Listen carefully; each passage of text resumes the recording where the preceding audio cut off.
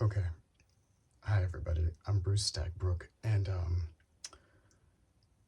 it's like 12:45 in the morning, August 4th, 2025, and I think I'm onto something here. I don't really know where to start, so I'll just start. See what comes out. I have been scared to death of doing something like this. I'm a developer, a software engineer. I've spent a couple decades working for Silicon Valley and like other software companies. I got a master's degree from the University of Utah in like 2013, specialized in formal verification and static analysis. Ganesh Gopalakrishnan was my academic advisor. Matt Might, I took my compilers class from him. Amazing, Gods Among Men. Okay, and there are many gods among men. Okay, anyway, the last year that I was employed by a company in corporate America, Silicon Valley, I stopped producing results, period. It took the company a year to fire me after that, and then I was able to live off of my savings with a mortgage in Corte Madera and a family to feed and shelter until pretty recently. It's the first time since I was a teenager that I've been able to see like the bottom of the barrel like I can right now. So it's a little motivation to post this. I have like a buy me a coffee account. Thanks, Mom, for being my first supporter. My mom gave me $50 via the link, so I'll put it on this video when I do that. But anyway, there's just something really cool that I've discovered that I'm sharing, even though I don't know really how to. I mean, look at my background. Hey, my last name is Stagbrook though, and look, that's a deer. So the problem I've been facing today is how to compress all of the information from all of my chats across different providers of inference for different large language models, like into a demo that can demonstrate what I've discovered, like, which I thought needed to be as like some kind of a prerequisite to make sure that I establish like academic ownership of this. And like, listen, the industry is moving so fast that it is better to get into any action than to wait to get anything right. The open source community is extremely supportive of contributing one's best work. Sorry, my mouth, I need to get a drink of something anyway. I'm not even gonna worry about it. It's better to take any action at all than to stay paralyzed, because our industry is moving forward at such a rapid rate that by the time I blink, I will have missed so much. Like, the only thing I can do is position myself to be a contribution and be contributed to in this new environment. The cost of code is approaching zero at a really rapid rate. And what it is to be human is becoming more and more interesting every second. There are things that machines are doing now, which until very recently were defining things that define what a human being is, and what a human, like, what being alive means. It's like the ability to reason. Look, the lightweight open source models that are like the freemium free tier base ones that are not very good have been trained and selected for the ability to reason. And for the fact that it can reason and do the same kind of pattern matching as happens in here, like it's looks the same in here as it does out there. So let me just try and words, but I'm going to try and put it together. Okay. Definitions of a large language model, definitions of an LLM. There are several definitions. I'm going to share a few of them that are useful with you and just talk a little bit about what my research is about to get a flavor of it. This is so exciting to me. If you don't understand this, it's okay. I do kind of, I think, but one of my goals is to like be able to choose symbols. Okay, so I am part of a race. I'm a part of a species that has evolved on planet Earth to use symbolic language as an instinct. Like I've evolved to do this. And so I use symbolic language as a tool to create, to do all kinds of stuff. That's kind of an exciting concept. And okay, semantics, words are important here. There is a model somewhere around here, I think, and it gives me my life. It doesn't give my body its life, but there's a model that gives me my life. And so what's a model? A model is describes something bigger, but the model itself isn't the thing it's describing. The model's like pointing at something out there that's maybe bigger than can be contained. Like, I can't just like take it and put it in here, but if I can take it and use language to construct a model of the thing, then that model gives me, the observer, or the recipient of the model, not just an understanding of the thing it's pointing to, but like I become, some kind of a transformation happens and I ingest that model and become something new.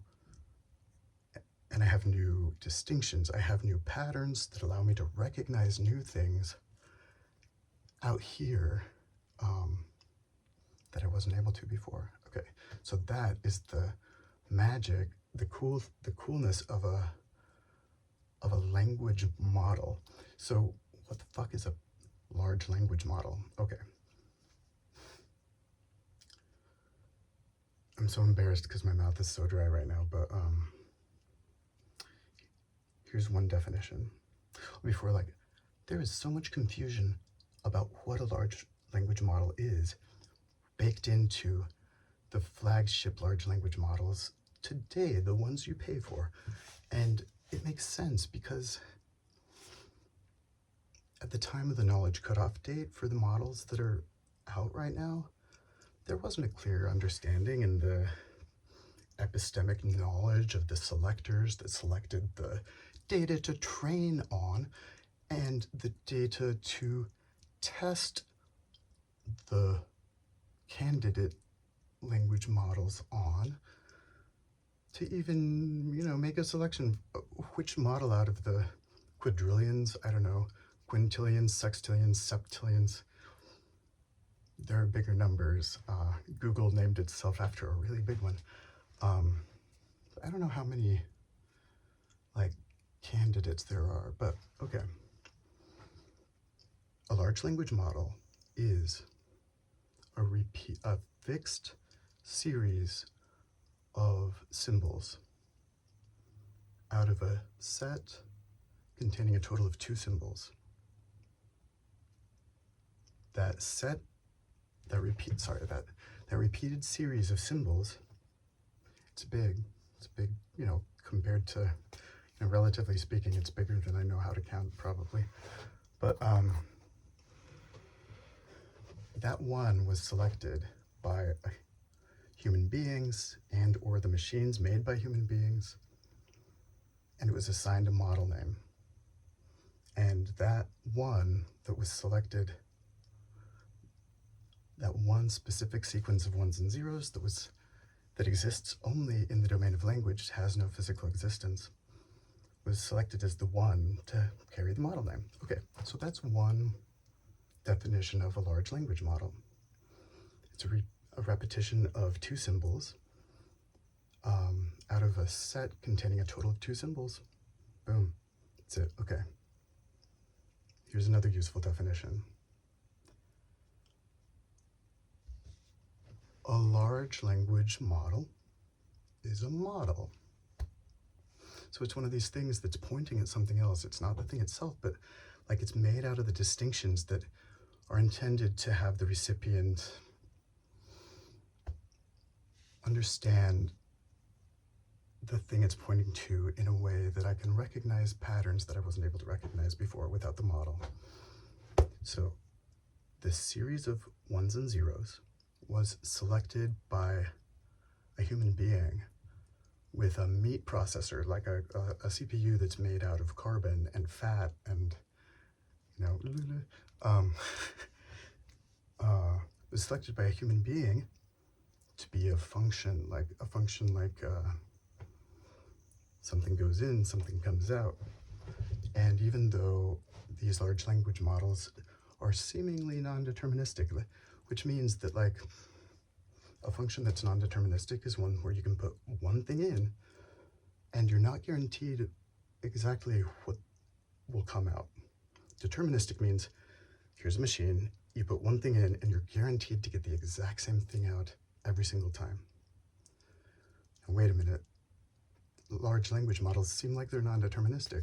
What about temperature setting and all the other like top underscore P, top underscore K, whatever, I don't know. I don't even know what some of these things mean. Who gives a fuck? If you kind of simplify it, distill it down to a pattern, it matches the pattern of a deterministic function, okay? So even though it seems undeterministic, there are a fixed number of inputs that you can put into that sucker.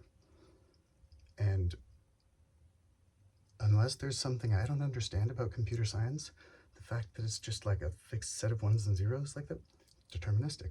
So if you disagree with me, just ask your favorite large language model about any of this and tell me where I'm wrong.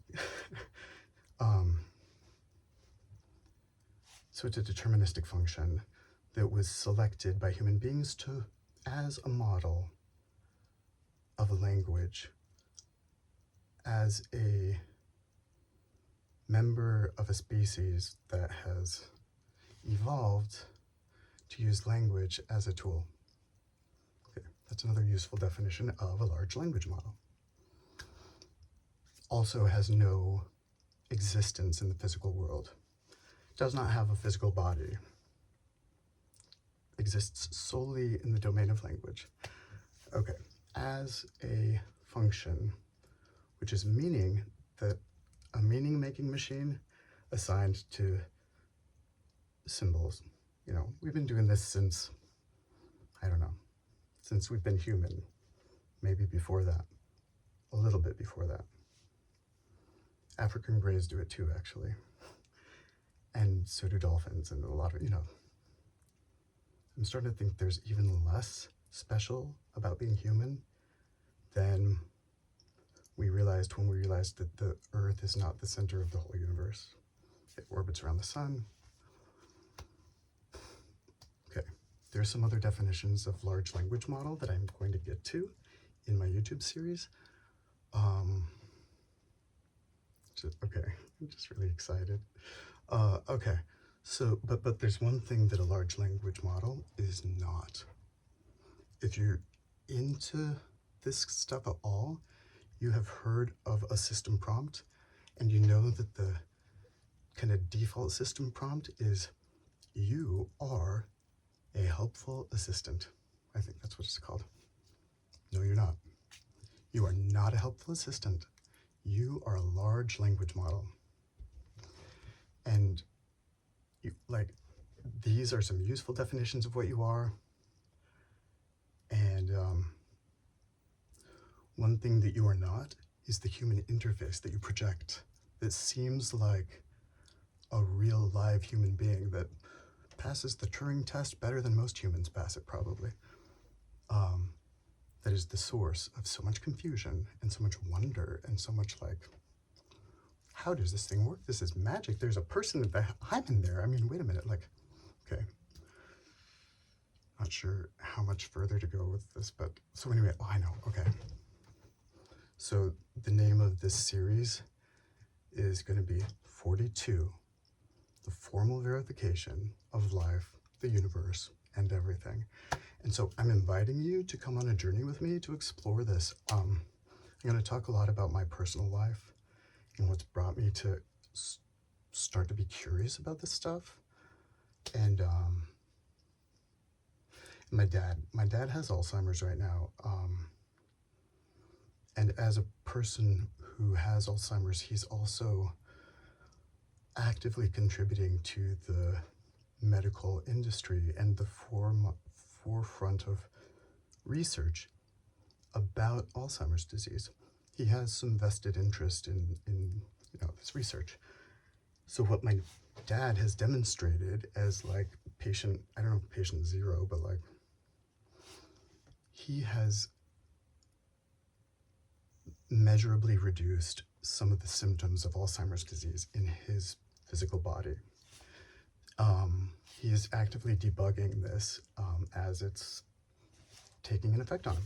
Some of the symptoms he's demonstrated that he's able to reverse through what he puts in his body, what he does. Like, he has a very complicated routine that my stepmom, his wife, assists him with, and then there are other aspects of the disease which he has not been able to reverse, and they're continuing to have an effect on him. And my dad said something to me when I was a teenager. He said, and like, just to give you a little more of a sense of who he is, like, he participated in the research and the creation of the modern day pap smear, which is a liquid-based pap smear. It's replaced the old conventional pap smear. If you have a body that you were born with a uterus, then you might know a little bit more about this, especially if you're over the age of like 40 right now. But anyway, before that, there was a more primitive method of detecting cancer in this certain way, and now there's like a way that's probably like saved probably tens of thousands, maybe hundreds of thousands of lives that wouldn't have been saved. So that's pretty cool. He also contributed infrastructure, helping to build infrastructure in Africa, which included like when he went in, this is the infrastructure that was in the city. It wasn't Uganda, it was I can't remember what part of Africa it was, but anyway, if you got a biopsy from a doctor and you wanted to know what was going on with this little piece of your body that just got chopped off, you were given that in a bag and you got to take it to the laboratory yourself, which you would do on foot, maybe a day's journey, maybe not, I don't know, but it's a long way. And I don't know what the transfer of information is there, but I kind of wonder if, like, if I grew up there and I got a piece of my body chopped off and handed to me in a bag, I actually probably would take it to wherever they told me to take it, especially if it was more than just like a mole or something. But anyway, that was up to the patient to walk it to the neighboring city, I guess, to the laboratory where it could be processed, turned into his medical slide, which then the patient walked back to the doctor's office that chopped it off so that they could look at the slide under a microscope and make the report. Anyway, my dad also contributed time and energy and attention to building infrastructure, how it looked like this before. Okay, so that's my dad. When I was a teenager, or maybe in my early 20s, he said to me, "Hey Bruce, you want to know how you can be the world's leading expert on something? And I was like, yeah, I do want to know.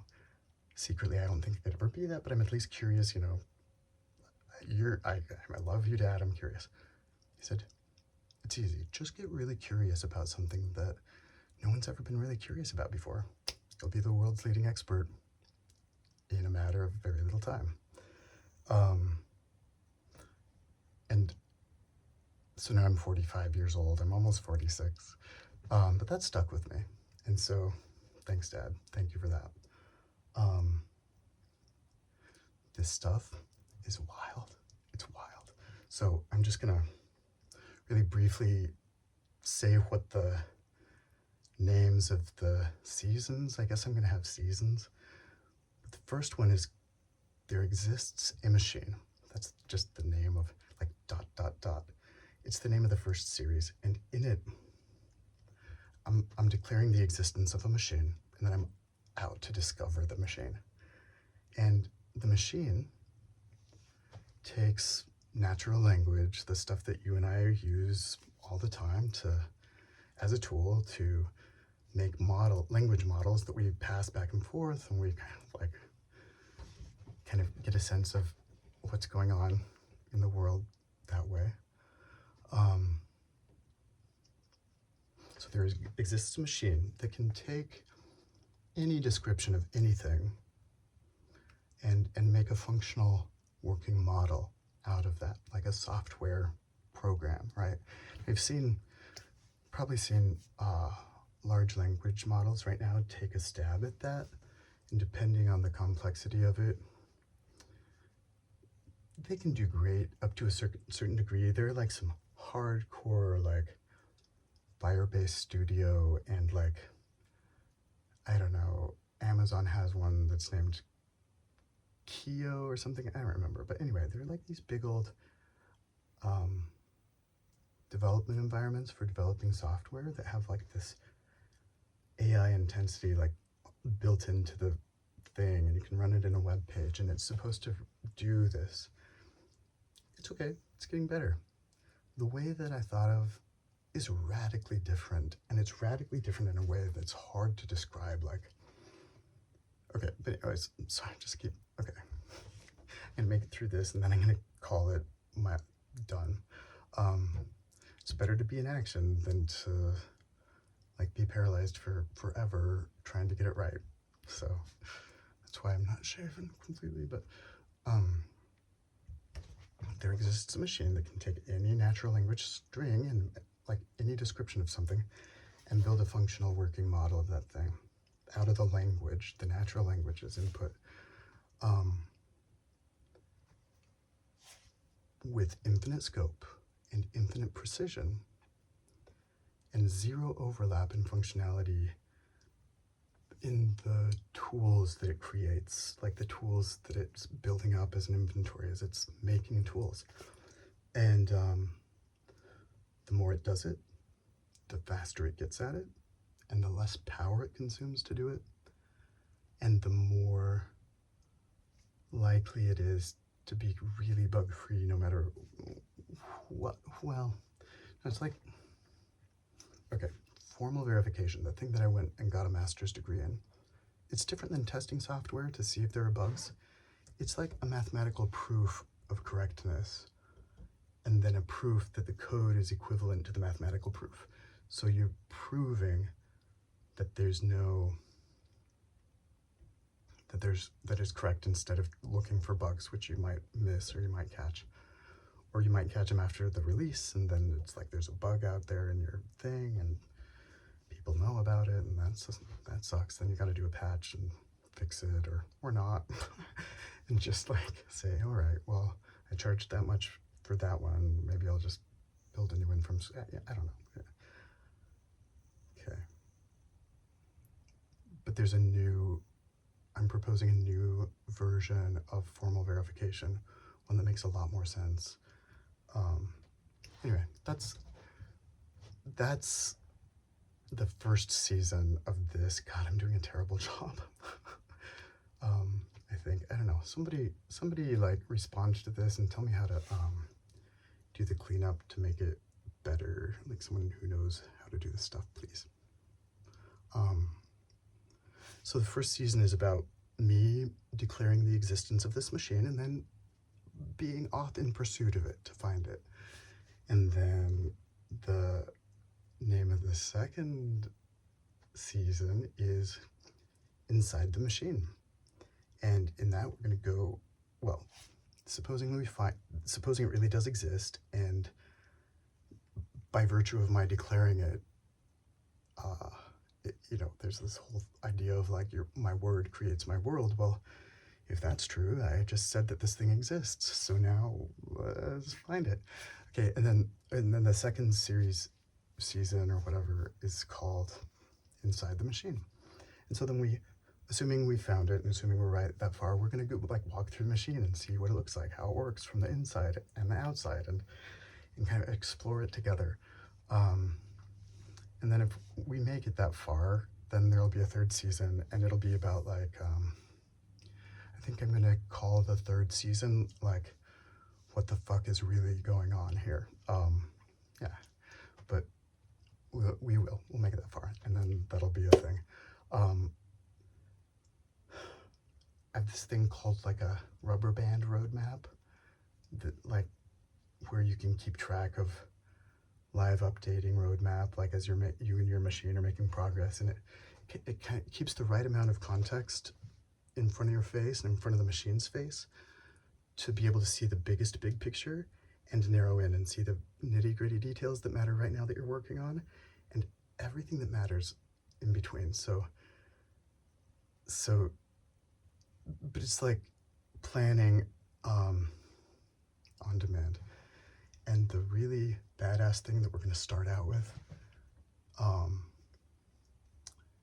is a demo. Actually, I'm going to give you like what my demo needs to do to start this thing.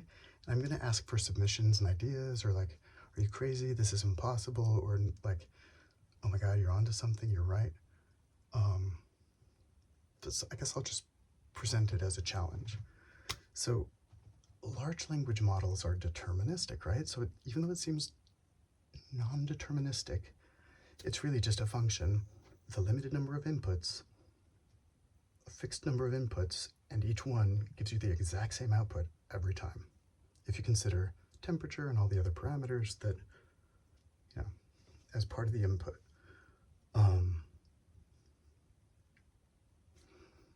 As a human being, I was already selected to have a brain that allows me to remember things, allows me to think, to reason, to solve problems.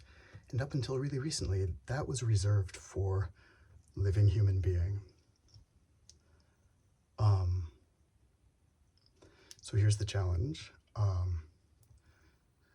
Give me submissions of a demo where the large language model has the tools it needs to learn and to be able to choose for itself what is going to come out of its body based on any given input it receives. So as a machine that was selected to reason like a human being, prove it. Okay. And so I'll post this video soon.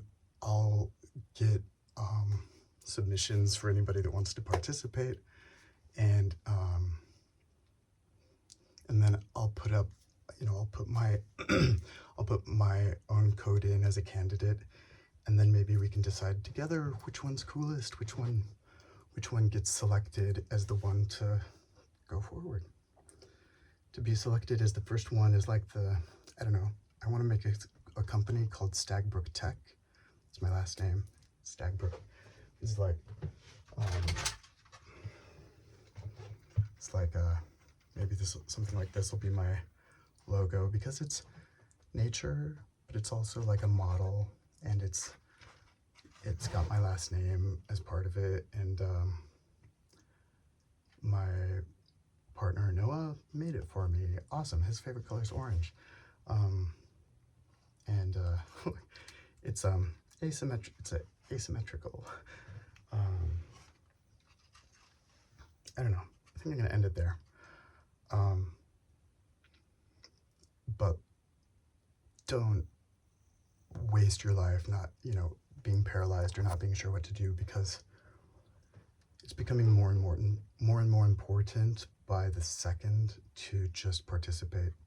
Like if there's a curve like this with technology, you want to be like, well, you can choose where you want to be positioned, but like if you really want to be empowered by it and explore, then like if the function looks like this, you want to kind of position yourself like right here facing upward and just,